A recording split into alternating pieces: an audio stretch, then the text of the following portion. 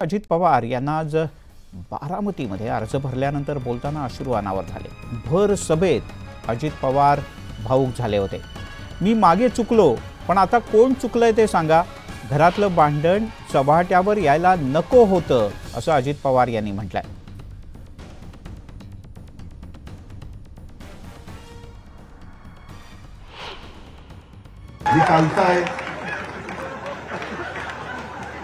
काय म्हणजे ठीक आहे ना बाबा, तुम्हाला बोलण्याचा अधिकार आहे, पण काय आपण बोलतो, काय आपण करतो। आणि मी त्याच्यामध्ये म्हटलं ना किंवा माझी मागे चूक झाली। आता चूक कोणी केली? पहिला फॉर्म मी भरणार होतो। आम्ही सगळे तात्यासाहेब पवारांची काबिनी, आम्ही सगळे वडील अतिशय माझ्या कन्हेरीतल्या बाळासाहेबांना माहिती काय परिस्थिती। आम्ही बिकट मधनं परिस्थिती चांगली केली। आईने आधार दिला। आई सांगते की फॉर्म भरू नका माझ्या दादाच्या विरोधात।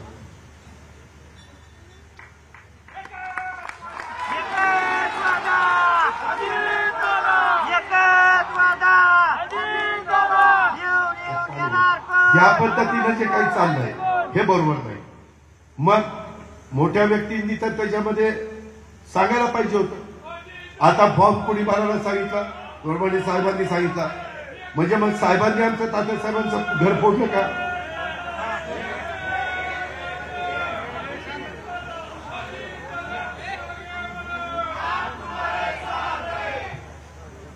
मी जीवाला जीव देणारी माणसं।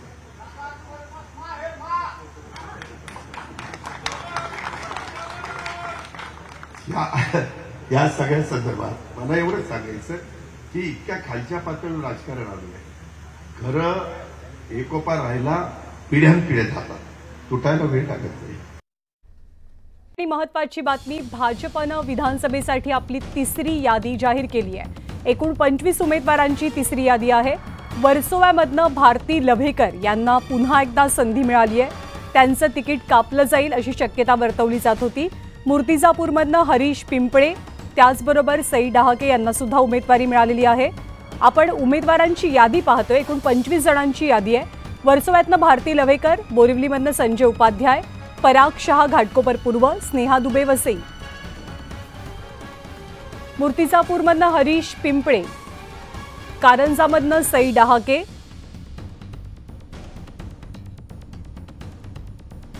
मोर्शीमधनं उमेश यावलकर, आर्वीतनं सुमित वानखेडे, काटोलमधनं चरणसिंह ठाकूर, सावनेरमधनं आशिष देशमुखांना उमेदवारी मिळाली आहे। नागपूर मध्यमधनं प्रवीण दटके, सुधाकर कोहळे नागपूर पश्चिम, डॉक्टर मिलिंद माने नागपूर उत्तर, विदर्भातल्या अधिकाधिक जागांचा या तिसऱ्या यादीमध्ये समावेश आहे। आपले प्रतिनिधी तुषार रुपनवार सध्या आपल्या सोबत आहेत। तुषार, कुणाकुणाचा पत्ता कापला गेलाय किंवा कुणाकुणाला पुन्हा संधी मिळाली आहे या तिसऱ्या यादीनंतर? या तिसऱ्या यादीनंतर आपण पाहिलं असेल तर क्रमांक 4 वरती सुमित वानखेडे यांना आर्वी या मतदारसंघातून तिकीट देण्यात आलेलं आहे। सुमित वानखेडे हे देवेंद्र फडणवीसांचे विश्वासू सहकारी आणि देवेंद्र फडणवीसांचे स्वीय सहाय्यक म्हणून राहिलेले आहेत। त्यांच्या जागी बाबा केचे जे विद्यमान आमदार होते त्यांचा पत्ता कापण्यात आलेला आहे आणि त्यांच्या जागी सुमित वानखेडे यांना उमेदवारी देण्यात आलेली आहे। त्याचप्रमाणे सावनेर या मतदारसंघामधून आशिष देशमुख यांना या ठिकाणी उमेदवारी देण्यात आलेली आहे। नागपूर मध्यमधून प्रवीण दटके जे विधान परिषदेवरती होते, 2 टर्म विधान परिषदेचे आमदार होते, संघटनेतलं चांगलं काम होतं, त्यामुळे आता त्यांना थेट विधानसभेवरती त्यांना बढती देण्यात आलेली आहे। त्यामुळे आता विधान परिषदेची जागा आपल्याला रिक्त होताना पाहायला मिळणार आहेत। चंद्रपूरमधून आपण पाहिलं असेल तर किशोर जोरगेवार यांना अखेर उमेदवारी देण्यात आलेली आहे, कारण की किशोर जोरगेवार यांच्या उमेदवारीला सुधीर मुनगंटीवार असेल किंवा पक्षातल्या अनेक प्रमुख नेत्यांनी विरोध केला होता। किशोर जोरगेवार हे तुतारी हाती घेणार का किंवा किशोर जोरगेवार हे बाहेर जाणार का, याकडे सर्वांचं लक्ष लागलं होतं।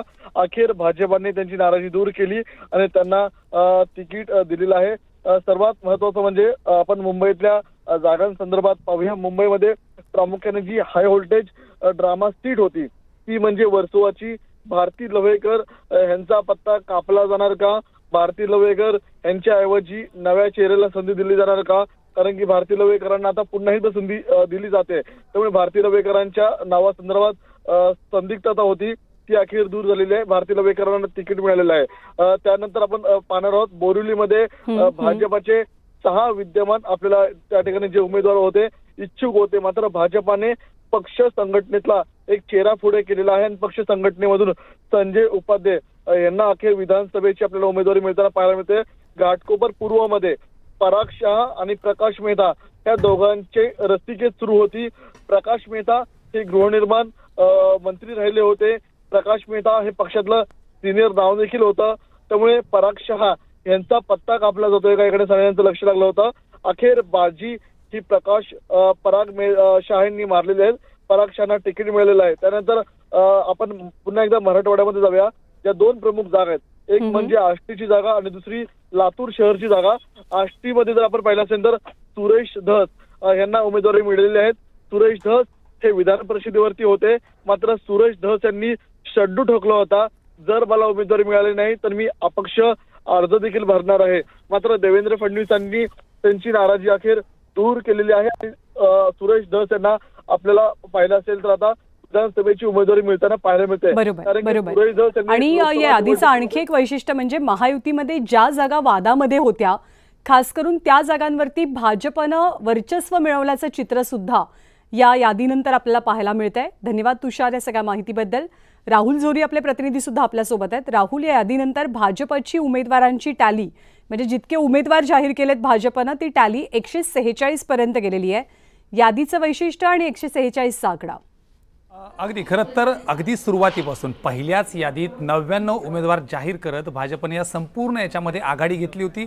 तिसरी यादी आली आहे। प्रत्येक यादीमध्ये ज्या ज्या ठिकाणी वादातल्या जागा आहेत किंवा ज्या ज्या ठिकाणी अजित पवार किंवा खास करून मुख्यमंत्री एकनाथ शिंदे यांच्या शिवसेनेचा दावा आहे अशा देखील जागा लवकरात लवकर घोषित करून भाजपनं एक आक्रमक पवित्रा किंवा या सगळ्या याद्यांमध्ये 3ही याद्यांमध्ये एक सरशी जी आहे ती पाहायला मिळते। 146 म्हणजे अजूनही काही विद्यमान आमदार किंवा महत्त्वाच्या जागांचं घोषणा असेल किंवा यादी जाहीर होणं अजून अद्याप बाकी आहे, पण त्याच टप्प्यावर 146 पर्यंत भाजप पोहोचले। याचाच अर्थ जो सुरुवातीपासून न्यूज 18 लोकमतनं सर्वात आधी दावा केला होता की 155 ते 160 जागा भाजप लढेल आणि इतर ज्या जागा आहेत अर्थातच 74 ते 80 आणि याचबरोबर 55 जागा या राष्ट्रवादीला, त्याच आकड्याकडे त्याच फॉर्म्युलाकडे भाजप जवळपास पोहोचले असं म्हणावं लागेल। कारण 146 म्हणजे जवळपास आता 10 जरी जागा भाजपच्या शेवटच्या यादीमध्ये उद्या दुपारी 2 वाजेपर्यंत एबी फॉर्म किंवा ती यादी जाहीर होणं अपेक्षित आहे।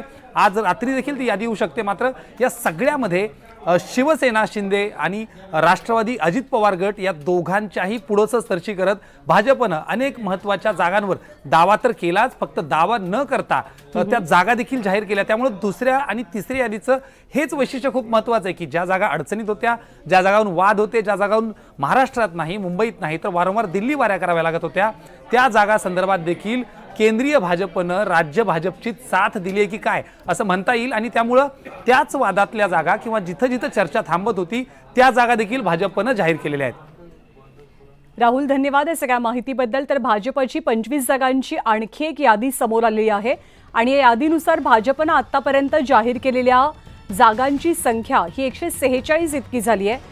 एकनाथ शिंदे यांच्या शिवसेनेकडनं आतापर्यंत 65 उमेदवार घोषित करण्यात आलेले आहेत, तर अजित पवार यांच्या पक्षानं जवळपास 49 उमेदवार जाहीर केलेले आहेत।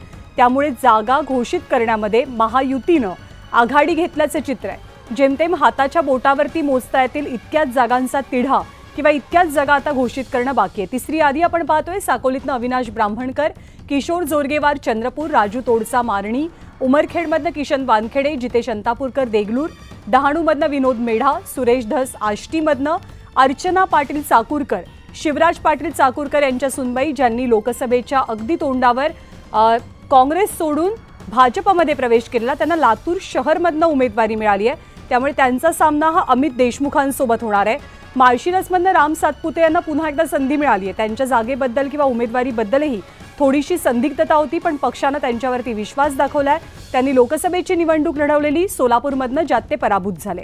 तर कराड उत्तरमधनं मनोज घोरपडे यांचं नाव भाजपनं जाहीर केलंय। भाजपची तिसरी यादी प्रसिद्ध झाली आहे, ज्यामध्ये 25 उमेदवारांना संधी मिळाली आहे। मुंबईतली नावं, मुंबईतली वर्सोव्याची जागा ही कळीची जागा बनली होती, कारण शिंदे गटानं आणि भाजपनं दोघांनी सुद्धा जागेवरती दावा सांगितलेला।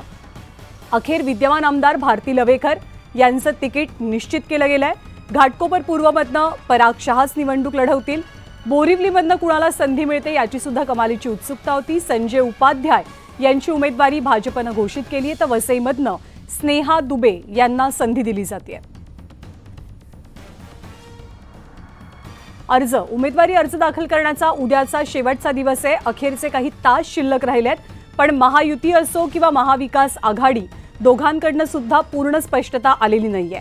आणखी काही नावं: मूर्तिजापूरमधनं हरीश पिंपळे, कारंजामधनं सई डाहके, तिवसातनं राजेश वानखेडे, मोर्शीमधनं उमेश यावलकर, आर्वीमधनं सुमित वानखेडे हे देवेंद्र फडणवीसांचे सचिव राहिलेले आहेत, OSD राहिलेले आहेत, त्यांना संधी दिली गेली आहे.